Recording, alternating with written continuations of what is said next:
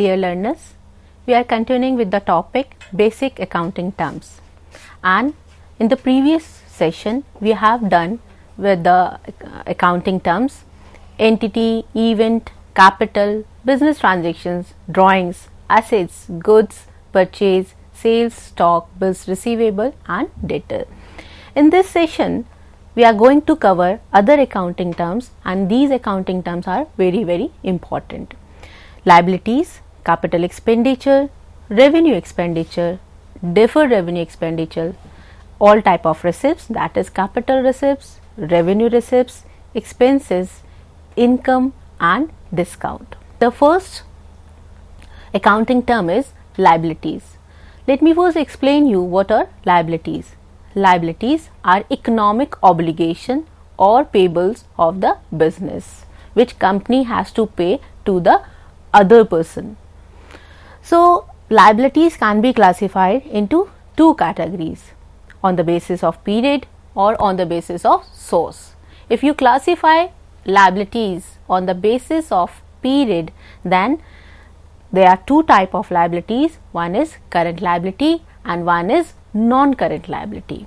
And if you classify liabilities on the basis of source, there are again two kind of liabilities, internal liabilities and external liabilities. Let's begin with current liabilities first. Current liabilities are those liabilities which are expected to be settled immediately or within 12 months from the date of balance sheet. Let's take an example here that you have purchased goods from a supplier and you have promised him to repay this amount after 3 months. You have purchased these goods on credit. So when you have purchased these goods on credit, then in that case you have to return this amount after a certain period of time. And if you have promised him that you would be paying this amount after 3 months or 6 months, this comes under the current liabilities. Liabilities which are expected to be settled either immediately or within 12 months. And the example of liabilities, current liabilities, are trade creditor. The first one is trade creditors, refers to the person to whom the amount are due for goods purchase or services rendered on credit basis. So he is the person, creditor is the person from whom you have purchased goods or services on a credit basis. So this comes in the list of current liabilities. The next example of current liabilities are bills payable.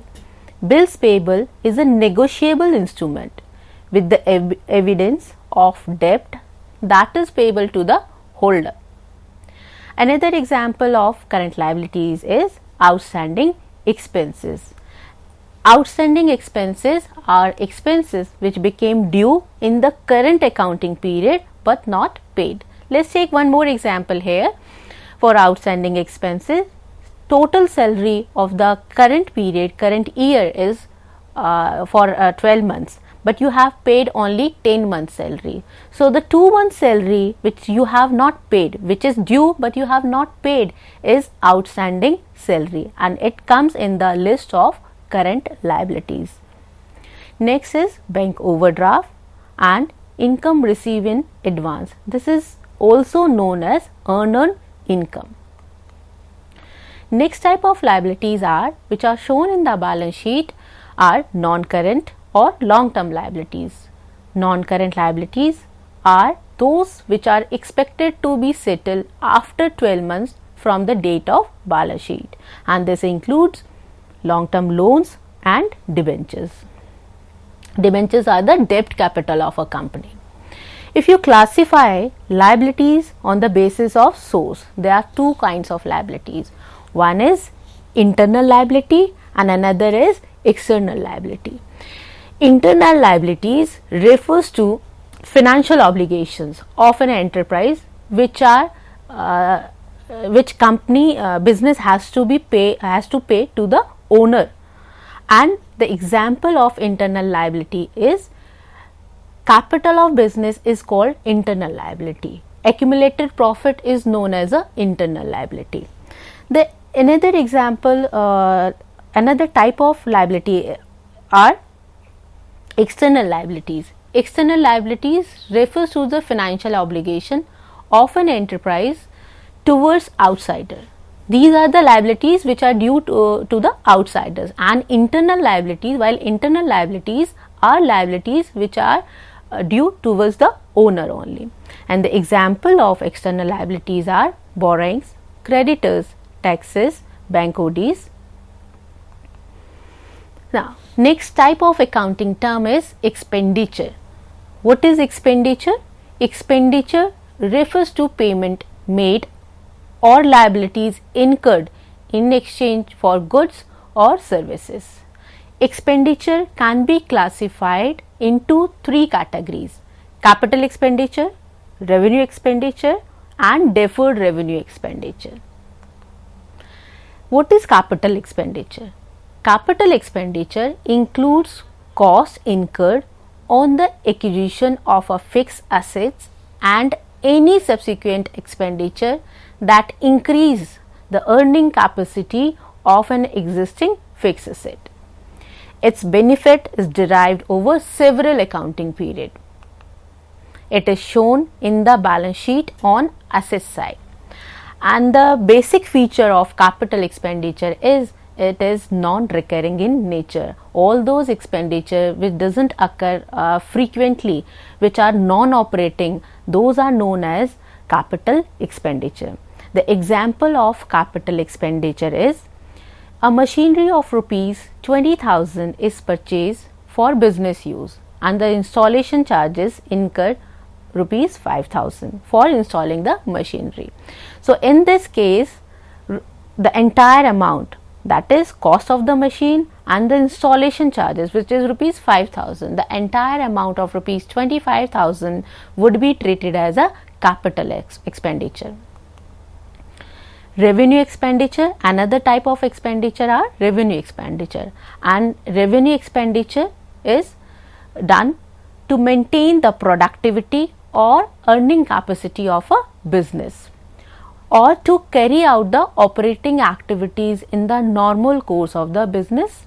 It is a benefit received in the same accounting period and it is shown on the debit side of the income statement. Revenue expenditure are shown on the debit side of the income statement. Basically, these expenditures are recurring in nature. Examples of revenue expenditures are depreciation on asset, repairs of building, rent, salary, interest paid. These are the examples of revenue expenditure. So, the basic difference between capital expenditure and revenue expenditure is capital expenditures are non-recurring in nature, while this revenue expenditure are recurring in nature. Let's take one common example by which you will be able to understand the difference between capital expenditure and revenue expenditure. Machinery purchase for the business. So, machinery is a capital expenditure. If you are paying salary to your staff, this is your revenue expenditure. This is a recurring in nature. The another type of expenditure is deferred revenue expenditure. Deferred revenue expenditure is an expenditure which is revenue in nature and incurred during an accounting period. However, related benefits are to be derived in multiple future accounting periods. These expenses usually large in amount and essentially the benefits are not consumed with the same accounting period. The example of this deferred revenue expenditure is heavy expenditure to launch a new product is deferred revenue expenditure, since the benefit from it will be available over the next 3 to 5 years. These deferred revenue expenditure would be shown in the list of fictitious assets, and these fictitious assets are shown in the balance sheet. Another accounting term is receipts. We classify all type of receipts of a business into two categories. One is capital receipts and another is revenue receipts. The capital receipts refer to those receipts which are not revenue in nature. They do not arise from the operating activities of a business. Let's take an example here of the capital receipts. If I sell a fixed asset, this is capital receipt because this is non-recurring in nature. All type of receipts which are non-recurring in nature are known as a capital receipts, and these capital receipts are shown in the balance sheet. Unlike revenue receipts, which can be used to create reserves, capital reserves are not used to create reserve fund. No reserve funds are created out of capital reserve because this is capital reserves. These are credited to respective account of capital nature. Examples of capital receipts are sale of asset. If you have sold one asset, so any receipt out of that sale is known as a capital receipts. Money received by the sale of fixed asset is treated as capital receipts as it reduces the assets of the company. Is an occasional and non-routine activity. You have to focus here. All type of receipts which are non-routine or non-recurring in nature are known as a capital receipts. If you are selling the goods, this is a revenue receipts. If you are selling the asset, which is non-routine activity, that is your capital receipts. Another example, insurance claim received for loss of asset. This is a activity, this is a receipt which is non-recurring in nature. So all those receipts which are non-recurring in nature are simply known as a capital receipts, and all those receipts which are recurring in nature are known as revenue receipts. Revenue receipts refer to those receipts which arise in the normal course of the business, like goods sold. Revenue receipts are generated from the firm's operating activities, and these activities are recurring in nature. As I have given you the example, like goods sold. This is the example of revenue receipts. Revenue receipts are used to create reserve fund, and these revenue receipts are shown in the income statement, that is in the trading and P&L account. These are credited to respective revenue account. The examples of revenue receipts are receipts from the sale of goods or services, dividend received, interest received. These are the examples of revenue receipts. Now the next term is expenses. Expense is the cost of operation that a company incur to generate revenue. And these expenses, all expenses are shown on the debit side of the income statement. Example of expenses are purchase of goods for cash involve outflow of cash, payment to supplier for goods or services, depreciation on asset, wages and salaries, rent paid, salaries paid, dividend paid. These are the examples of this expenses. Next term is income.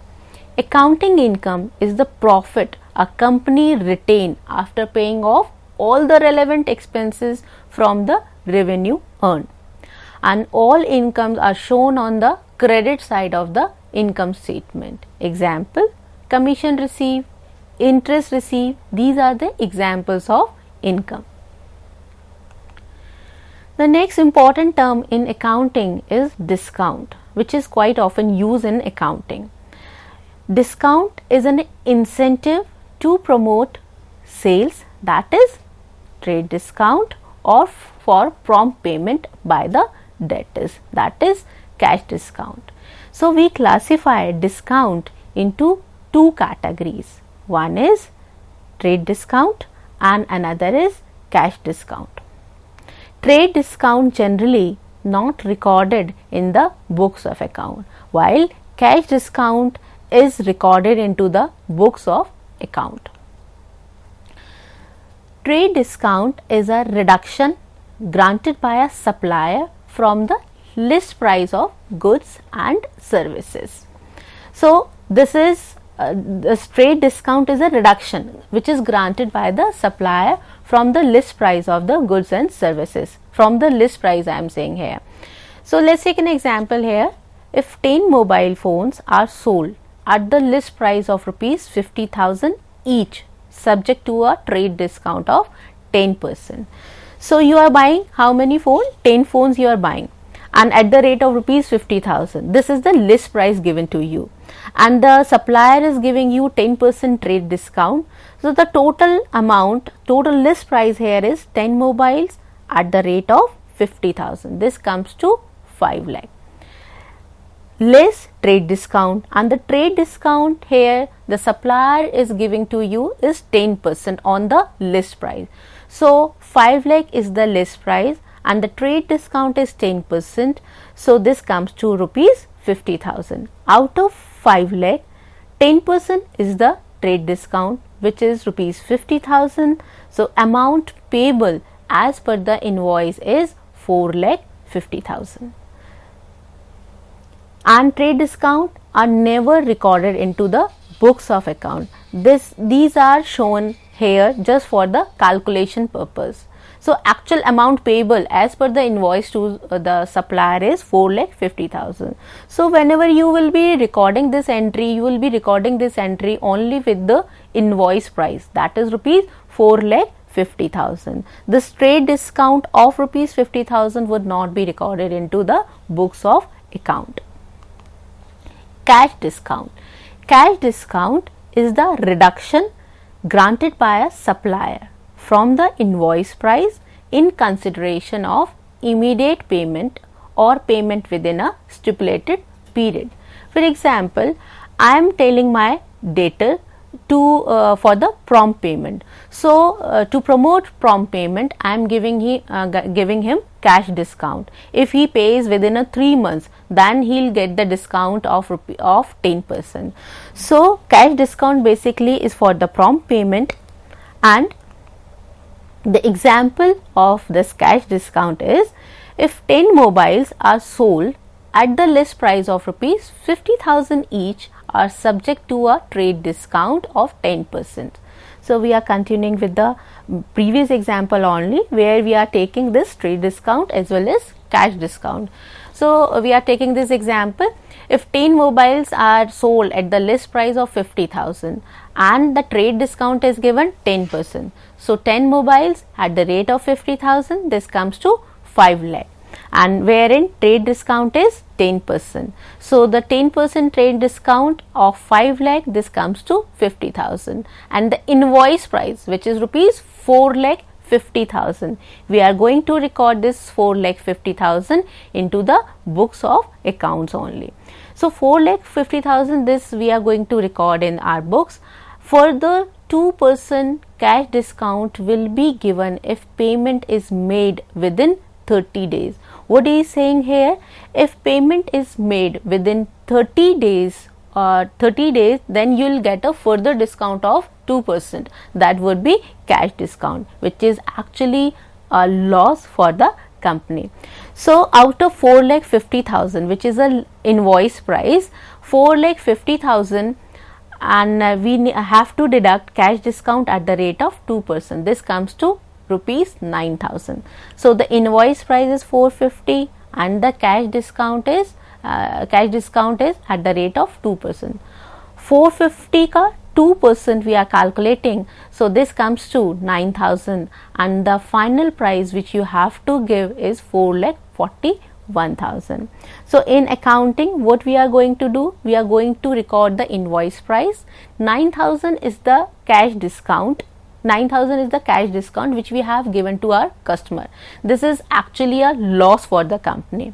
So we are recording this transaction with rupees 4,50,000, and cash discount of rupees 9,000 is the actual discount, and this discount will be shown in the income statement on the debit side, because all expenses and losses are shown in the income statement. Income statement means trading and P&L account. So all expenses and losses here, the loss is cash discount of rupees 9,000, and this will be shown in the trading and P&L account, and the remaining amount which is due on the debtor, that is 4,40,000. Here our debtor is of rupees 4,41,000.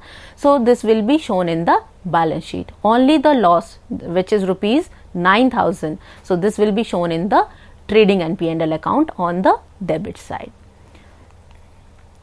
Thank you so much.